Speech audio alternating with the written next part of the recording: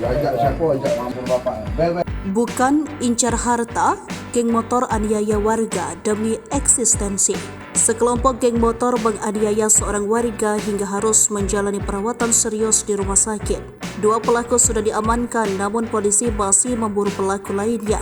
Adapun motif para pelaku ternyata bukan ingin merampok, tetapi untuk memperlihatkan eksistensi mereka. Dilansir dari Sripoku.com, dua pelaku yang diamankan masih dikategorikan anak di bawah umur.